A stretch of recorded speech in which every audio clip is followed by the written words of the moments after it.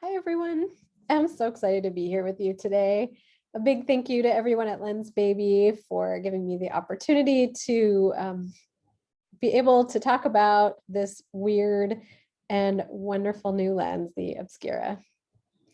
A little background about me. My name is Jen. I am a professional photographer and naturalist and educator based out of Seattle, Washington, and I'm also a Lensbaby ambassador. You can find me on my website at www.jenstronginphotography.com. And you can also find me on Instagram at JenSSeattle. I imagine if you're here, you're already pretty familiar with Lensbaby lenses. And even if you're not, I'm imagining that you have a curiosity about them and that you have an understanding that they're a little different from most traditional lenses. In my work, they are amazing tools that really help me to create images that express how I feel when I'm looking at the world. And when I agreed to beta test a new lens for Lensbaby, I expected that I would be receiving something very unique, and the Obscura did not disappoint on that front. There are two versions of this lens. There is a 50 millimeter lens that's an optic swap lens for your optic swap systems. And there is also a standalone 16 millimeter lens that I have been using with my Sony a7 III. As I mentioned before, I'm primarily a macro shooter, and this as a wide angle lens, 16 millimeters. The great thing for me about this lens was that it was just an incredible creative challenge to use such a wide angle, non-macro lens. It got me out in the world, out in my city, looking at things really in a different way than I had before. And I really, really enjoyed the challenge and I enjoyed using it. There are some things I discovered along the way about the kind of images that I like to make with this lens and how to make them. And so that's why I'm here today to talk to you a little bit about my experience in making images with the Obscura. This lens has 3 settings. And the first setting is the f/22 or zone plate setting. And this setting turned out to be really my favorite setting, the one I use the most. It just creates this beautiful, ethereal, and dreamy glow in the images that you can make with it.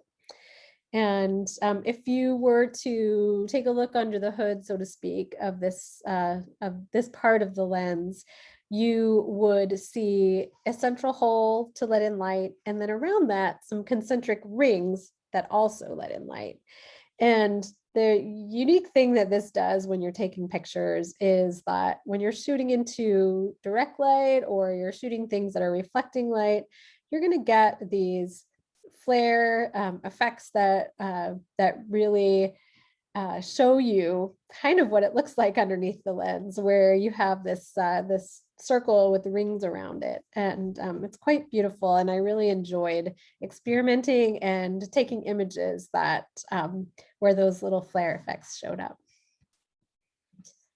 So this was an f/22 image shot directly into the sun, as you can see, and you can see the circular flare effects in there.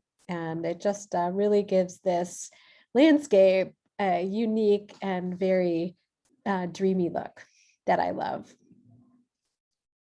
This was one of my favorite images that I took with this lens. And I was down on Lake Union here in Seattle and just really struck by the light and the shadow and lines of what was happening here at this particular dock with this person sitting by themselves at the end.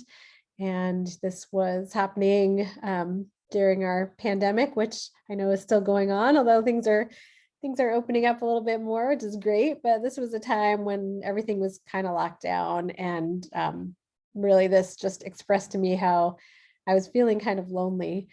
And I just loved how this F22 setting really captured that mood and really picked up all of the lines and highlights, and that wide angle view of this scene was just really captured it exactly how I saw it in my mind. This day was a particularly sunny, beautiful day with these billowy clouds, and I was in this field of dandelions, and I decided to get down really low to take this picture. And I love doing this with this lens because of the wide angle. It really gives a unique perspective when you're down low and looking up. And the F22 really helped me to create a connection between this fluffy dandelion and these fluffy clouds in the sky. They were really sort of mimicking each other, and this dreamy, sort of glowy setting really helped to exaggerate that and show that connection, and I love that. Another image where light and shadow are really important. And if I were capturing this as a macro scene, I probably would have really homed in on the detail of the center of that daisy. But because I was using the Obscura, I really focused in on the larger shapes in this image. And I love this giant shadow that this daisy was casting onto the side of this cement structure. And again, I was taking this image from down low, looking up and really showing that exaggerated big shadow and the way that the light was illuminating the daisy. So the next setting is the F45, which is the sieve plate setting. And this one will still give you that glowy sort of look, but it's not quite as intense, and you're going to get a little bit more detail in your pictures.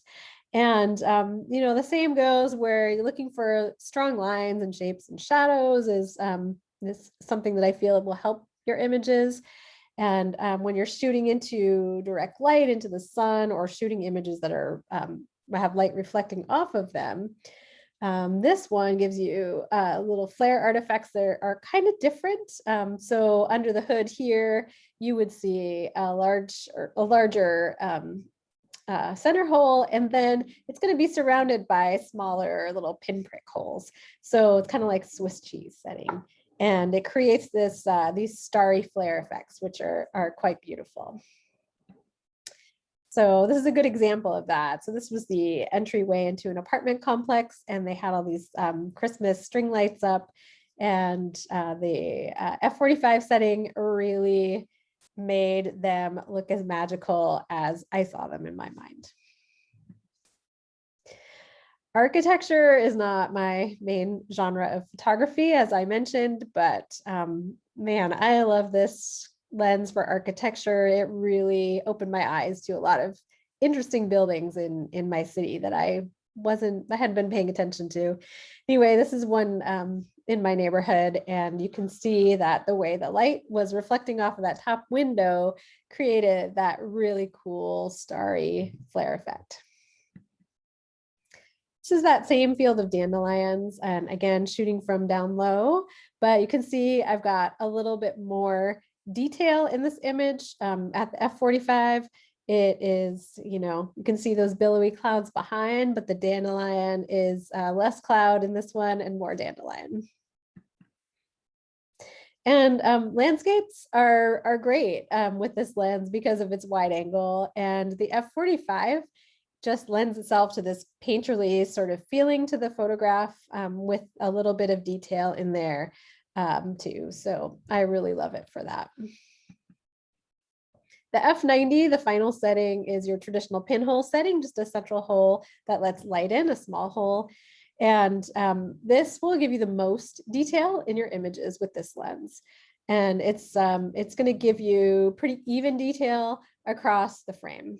And again, looking for strong lines and shapes and shadows, and shooting down low for different kinds of perspective are all good ways to utilize the setting.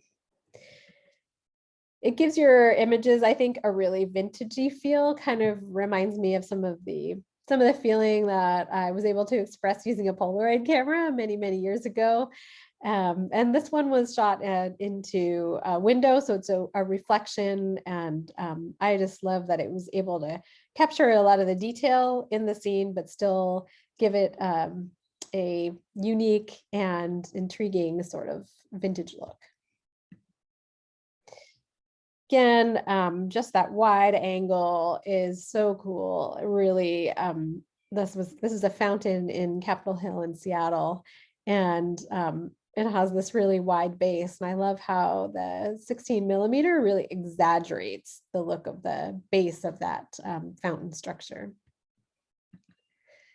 And this, again, is another top favorite of mine that I took with this lens. This is Pioneer Square in Seattle with these beautiful old buildings. And a neighborhood I hadn't visited for a while, but when I got the Obscura, I was like, oh man, I've got to go down to Pioneer Square and shoot some buildings down there, because this lens seems perfect for that, and it really was. So with the F90, again, just able to really get that nice detail reflecting in the window from the buildings across the street, and it really looks to me like it's from another time. So if you are familiar with the Trio 28, another Lensbaby lens, it's kind of got 3 different settings that allows you to make 3 different types of images.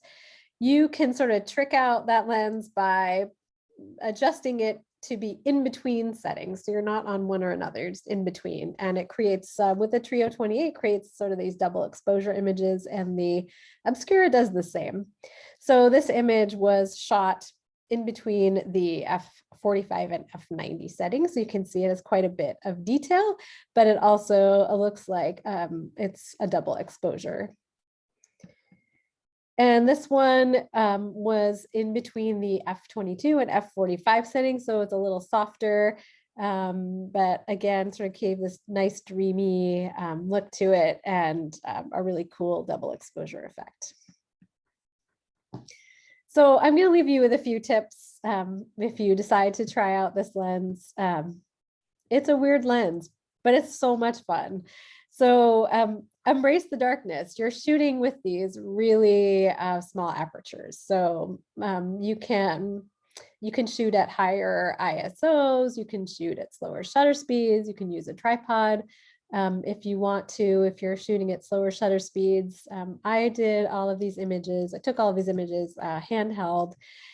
And one thing that was really fun for me was sort of embracing this dark moodiness that you can create with this lens during the day. So these pictures were taken during the middle of the day, bright sunlight, and I was just able to have my settings so that I could really make them look like they were scenes at night. I thought that was really cool. Shapes, lines, and shadows. I know I've said it a million times in this presentation so far, but it's true. Those are like bigger picture things to look for when you're using this lens. As a macro shooter, I'm used to being out there looking at the tiny details and everything, but the Obscura is not about tiny details. It is about larger shapes, lines, and forms. So those are things to keep an eye out for when you're using this lens. And another thing I know I've mentioned several times, because I think it's really cool, is when you're shooting with this lens, is to be down low and look up. It just feel like it's the bug's eye view. You get just a really unique perspective when in the images that you make, making things a little distorted and looking a little bit larger than life. Experiment. It's not going to be perfect. This isn't the lens for somebody who wants to take super crisp landscape or architecture shots necessarily. This is an image, or this is a lens that it's going to give you a lot of mood to your images, and it's a little hard to adjust to at first with the small apertures, shooting in higher ISOs, shooting in slower shutter speeds. It definitely takes some experimentation and getting used to. But I think that if you decide to adventure forth with this lens, that you will just stick with it and practice and shoot in ways that you never imagined you would. Craig told us before we received this lens that it would break our understanding of photography and we would have to rebuild it again. And that was very true. So keep that in mind if you go forward with the Obscura. So I'm going to leave you with final image here from my f/22 setting.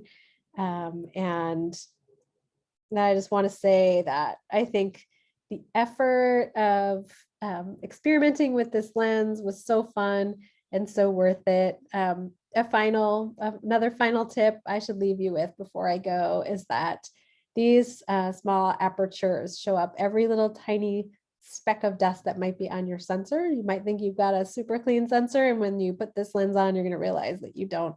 So I always carry a little rocket blower with me and blow off my sensor before I put this lens on. You might want to get a sensor cleaner to clean it really thoroughly before using this lens, but it's not necessary. I've taken a lot of my dust spots out with in post processing with Photoshop, and that works just fine.